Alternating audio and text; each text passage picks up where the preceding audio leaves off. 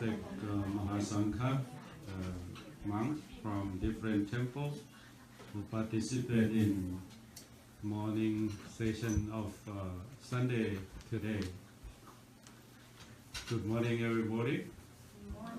Welcome to WatPa Padhammaratana, the Buddhist Meditation Center in Pittsburgh.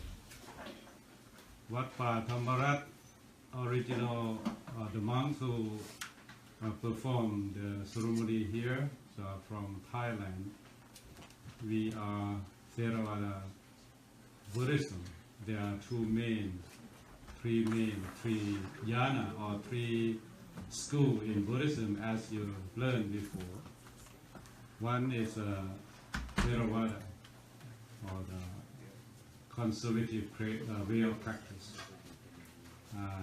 Two is a Mahayana, the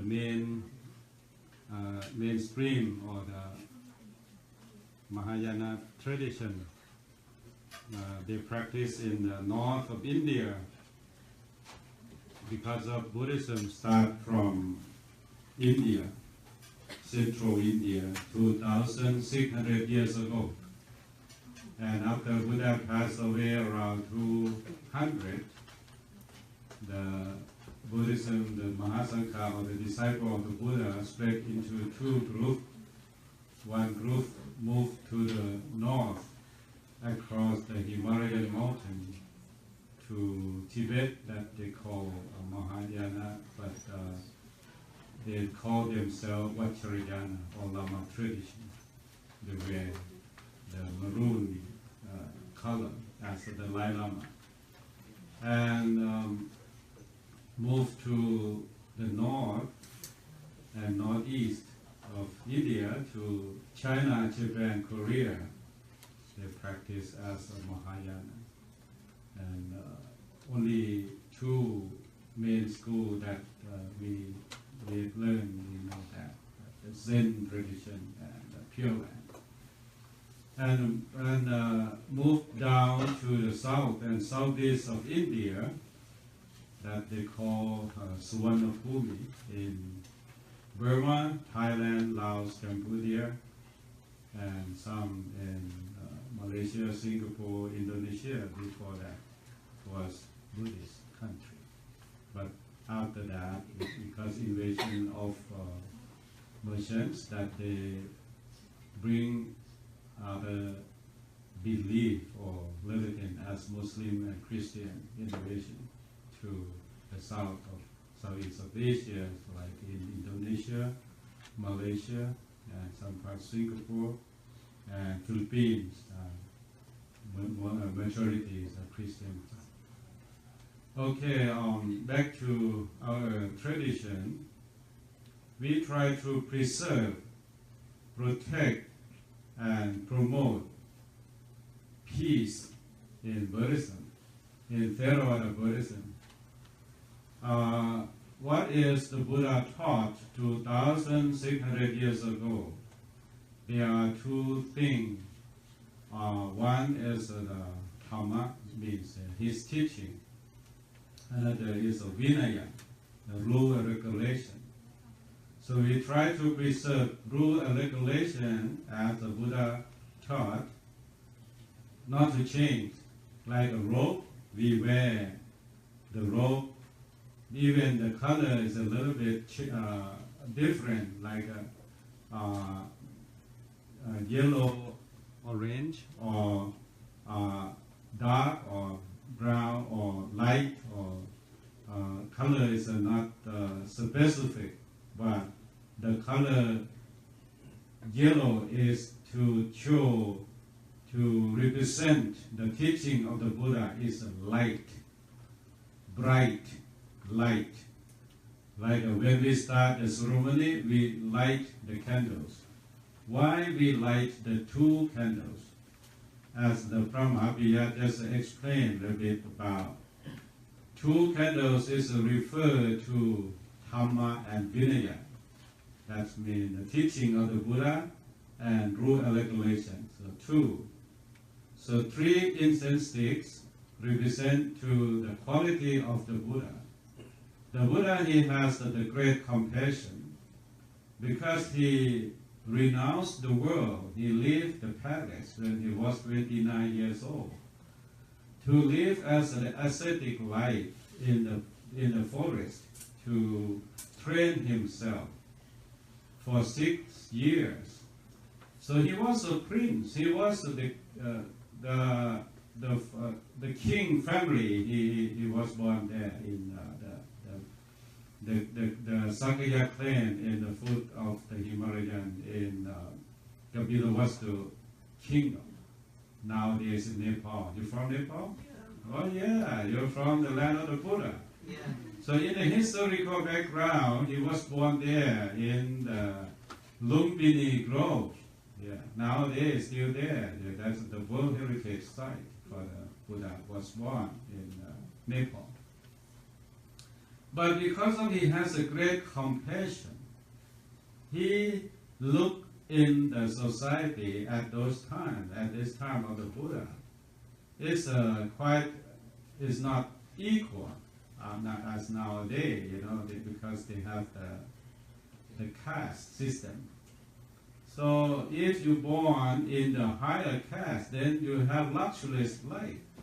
But what about if you're born in the lower caste? You like a slave, you like a worker, So he looked in deep that this is not right. So that he left the palace, left his luxurious life in the king family of Kabiravatu at those times. And then ordained as an ascetic, He has only the robe, a few robes that he can wear, and then has the bowl, whatever he can cut it, the clay, the bowl from the village. And then search for food as the people offer to him. Only one meal a day is enough to sustain his life. But he looked within because of the all kind of problem. When it arise from where? Many people, many teachers, many teaching, many belief at his time. They look outside, Depends on God, depends on the folk belief, like they believe in the gods in the mountain, gods in the tree, gods in the ground, gods in the water, or whatever, where, or the thunders. So that's a look outside. But he looked in different way from the people at those times. He looked within, and then he found it. And then he said that, okay, happiness and suffering arises from the mind. The mind. Our life composed with two things, nama and rupa. Nama is a mind, rupa is a form. Our life form from the four great elements, from earth, from fire, from wind, from water, and have mind or stream of consciousness composed and form the life. And the life itself have to have condition, cannot arise or come up in this world without condition. No, life has condition. So that's why in Buddhism we believe in law of nature, law of karma. We call law of karma or karma in Pali. In Sanskrit they call karma. Means that the action, what you do, what you act, is belong to you. The three things that produce karma is by verbal action, bodily action, and mental action. Kayakam, vajikam, manokam in Pali word. So even you sit here, you listen to my talk today, your minds are working. That's a manokama. If you think in positive, that's kusalakam. Kusalakam, that's the manokam. Kusalajit means that you think in positive thought. If you think in negative thought, it's akusalakam, means unwholesome thought. So unwholesome thought is harm yourself. Harm yourself. If you have kusalakam in your thought, that means wholesome thought is not harm you, but support you to be happy. So Buddha, he found himself after he practiced in many schools, many beliefs, many guru or teachers of those time.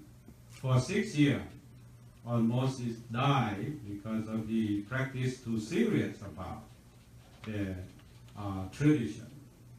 And then he found that mind is the forerunner of all action. Mind is a chief. Mind is master. Mind is doer. If you can control the mind, means that you can control everything. If you have polluted mind, because of mind mixed with greed, hatred, and delusion, this is the mental defilements. The bad thing, the evil, or whatever, Satan, whatever, what you call in your belief. But Buddha said it is a mental defilements. That the thing made your mind polluted, made your mind dirty, made your mind angry mind, made your mind polluted mind, and make your mind greedy mind.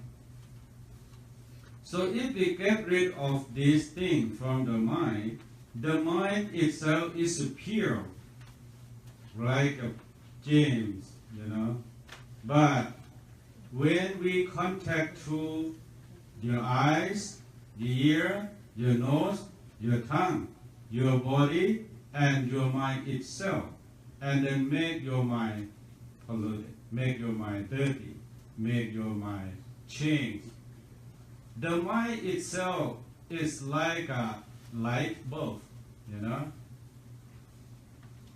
Can you see the color of the light? Can you? No. The light or electric is no color. But why we have red color, red light, yellow light, or green light? Why? Why we have the like that? Because of they have the green plastic color to cover the light bulb. See? The traffic light, for instance, the traffic light, when the green light, because of they have the green color to cover the electric, when they have the red, when they have yellow, the same thing, your mind, why your angry mind, you have angry? Because your eye contact to the people. You see the people, you unsatisfied that people, you feel uncomfortable with the people. See? Make your mind stumbling, make your mind shaking, because you don't like that kind of people. Through your eyes, even you see their face. If someone don't like each other, only they look at the face and then they feel, uncomfortable with the mind. The same thing when you hear the sound. Some people talk good, very sweet words, but some people very hard. Or even you don't like them. Even they speak good, but they don't like, so make your mind uncomfortable, right? When you smell something, everybody like, perfume, very good smell, good flower also, everything that make your mind very happy. But if something happened here, bad smell come up from someone, so what's happened? So make your mind tumbling, make your mind shaking. So this is the cause of polluted mind. From your eyes, your ear, your nose, your tongue, your body, and mind itself. Even you sit here, you close your eyes, you close your ears, you close everything, but your mind is still active. Your mind still works. Even you sleep. You sleep well, and then you get to dream. You dream about those, about this, about that. Because your mind is still active, and also the mind is like a hard disk of computer. You get from everywhere, you save, whatever you not save or not save, but sometimes you save automatically, even the trash or even the bad thing in your computer. So you have to clean, right? You have to have program to clean your hard disk of computer in your computer. The same thing, the mind. We contact many people around you. Even you close your eyes, you sleep at home, but your mind still think about past and future. It's very difficult to set the mind in the zero, set the mind in the neutral. So the mind go forward, go to the future, and think about the future, and go back, think about the past already, yesterday or day after that. Sometimes it's that event passed for 10 years or 5 years already. But when your mind is calm down, when you sit or you sleep, sometimes it's recall back to the previous, that we call the previous karma. And if you think about that again, if something good, you feel good. But if you feel bad about the past thing, and then when you bring it back to think again, and then what happened?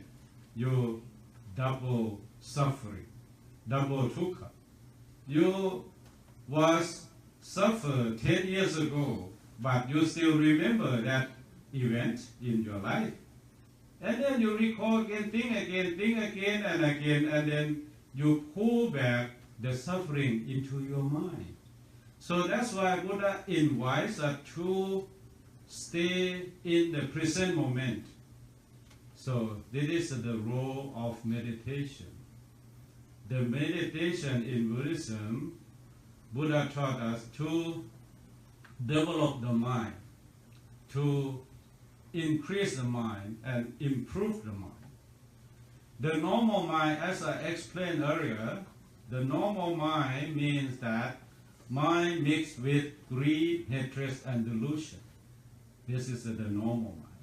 Greed, you have greedy mind, you have angry mind, you have polluted mind or deluded mind. Sometimes you don't know what is what, you don't know the way out in your life. That's the Buddha taught us that moha in Pali word means that you don't know the way out. So you have to stay still, set the mind to the zero, to the one pointness, and then clean the mind by your breath. Use the breath to sweep the mind. See? This is Anapanasati Sutta. In Buddhism, Buddha taught two main sutras. One is the Mahasatipatthana Sutra, the four foundations of mindfulness. And another talking about the breathing, means that Anapanasati Sutta, means that you how to breathe in and out, breathe long or short or harsh or slow. That's in details in the Mahasatipatthana Sutta and Anapanasati Sutta. So back to the way to clean the mind, Buddha used the breath. To focus your breath, observe your breath. Because everybody have to breathing in and out, right? Even you don't pay attention to the breath, but you have to, because this is your life. If you stop breathing, what happens?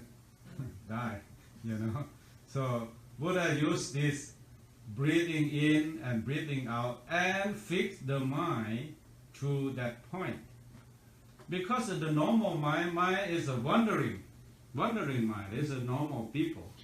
Like you sit here, you listen to my talk, but sometimes your mind slip away to your friend, your family, your work, whatever. as soon as you know that, what are you doing here and now? And then bring your mind back to the state. Your state of your mind here in your nostril. This we use here to set as a platform for the mind. So bring the mind back to your nostril. When you're breathing in, you know that you're breathing in. When you're breathing out, you know that you're breathing out. You're breathing in long, you know that you're breathing in long. And you breathe in short, and then you know that in short. The one who knows, that we call sati or mindfulness.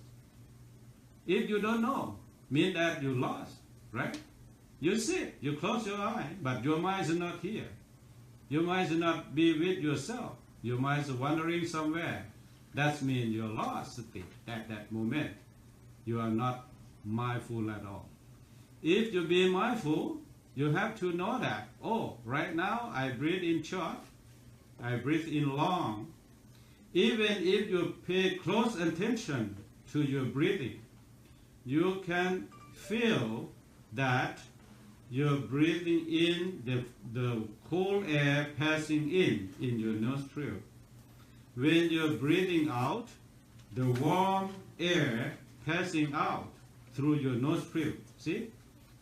If you fix your mind on that point and know that warm or cool air means that you are in the present moment. But if not, means that you lost. But okay, anyway, because of this is the normal mind. You haven't practiced yet. But for the monk, they practice every day. Some monks, they practice twice a day, morning and evening. Practice as their daily routine in their life. So that I want you to observe mindful living, mindfulness, practiced by use your breathing in and out for a couple minutes. Do we have time, Tantiya, right now?